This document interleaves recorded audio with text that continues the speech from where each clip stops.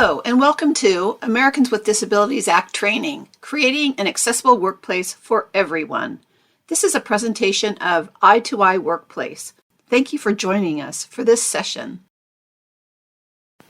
Eye2Eye Workplace is dedicated to a fair and equitable workplace. This training class is intended to provide some general information regarding the ADA and is not meant as legal advice. We will be covering a substantial amount of information during this training session. First, we'll talk about the legal background and provide an introduction to the Americans with Disabilities Act.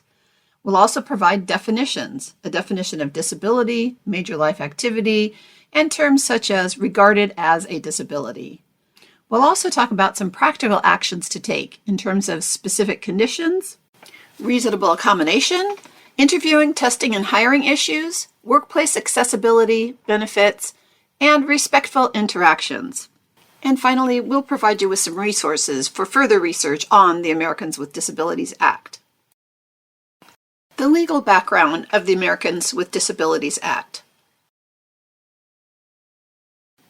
The Americans with Disabilities Act was passed in 1990. It makes it unlawful to discriminate in employment against a qualified individual with a disability. It also outlaws discrimination against individuals with disabilities in state and local government services, public accommodations, transportation, and telecommunications.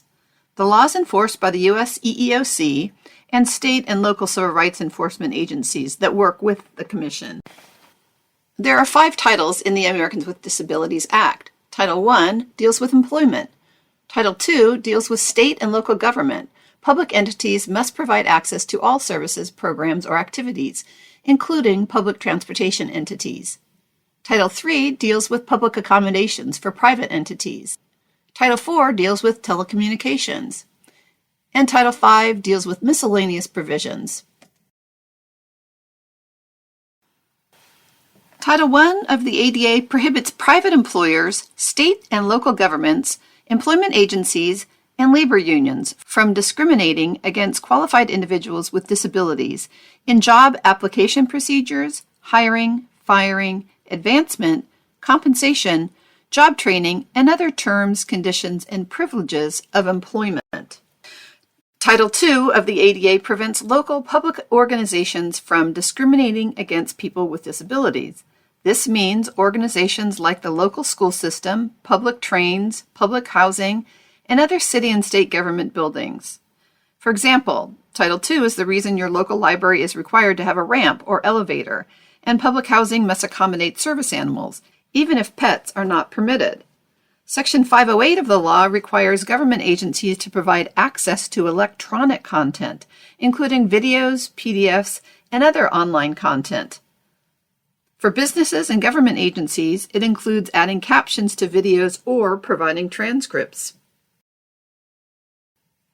Title III of the ADA focuses on private businesses such as hotels, restaurants, theaters, grocery stores, and hardware stores. Title III requires businesses to provide services in an integrated setting, which means a restaurant, for example, can't say people in wheelchairs can only come on the 3rd Wednesday of the month.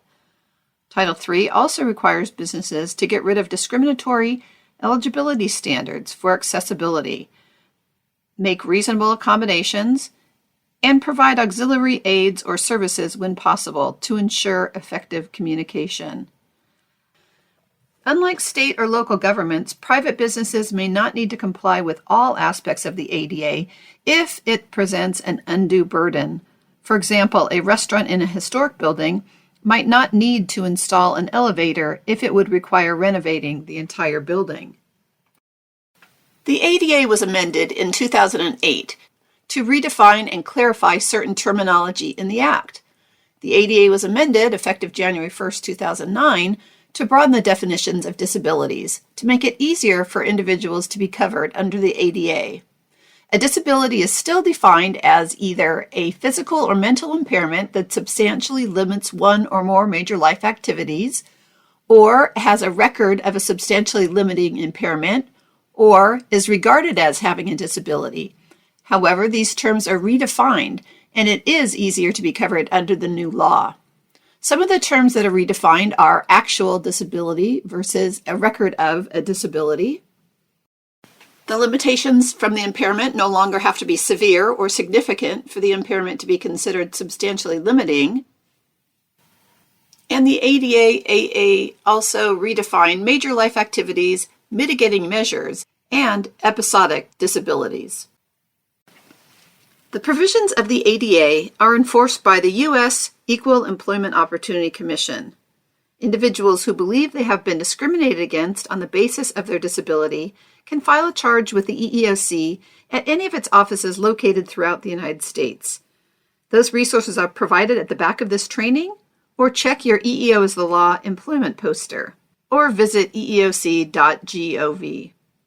A charge of discrimination must be filed within 180 days of the discrimination, unless there is a state or local law that also provides relief for discrimination on the basis of disability.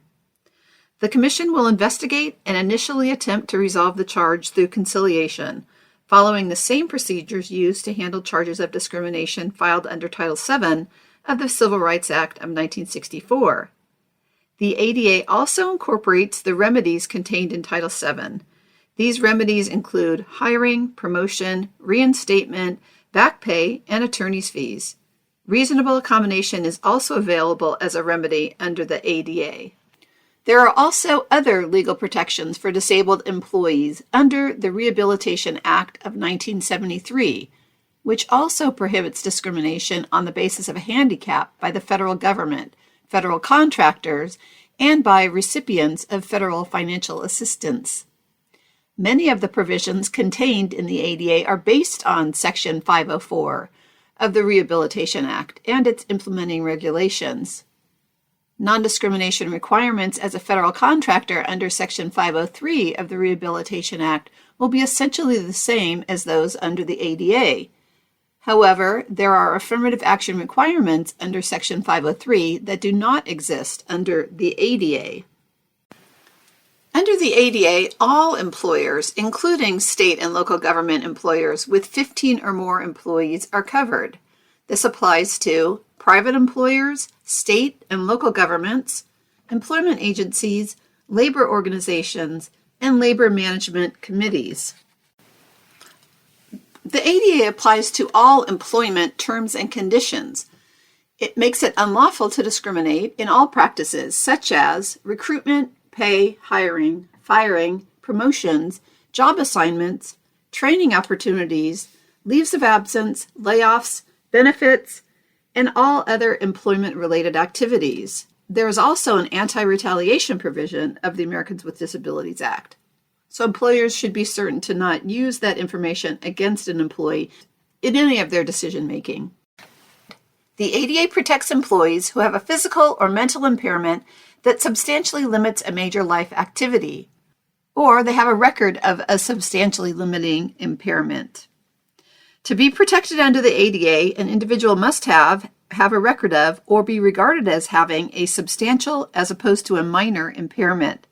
The substantial impairment is one that significantly limits or restricts a major life activity such as hearing, seeing, speaking, breathing, performing manual tasks, walking, caring for oneself, learning, or working. The employee must be qualified to perform the essential functions of the job with or without reasonable accommodation. And the applicant or employee must satisfy the employer's job requirements for educational background, employment experience, skills, licenses, and any other qualification standards that are job-related, and be able to perform those tasks that are essential to the job with or without reasonable accommodation.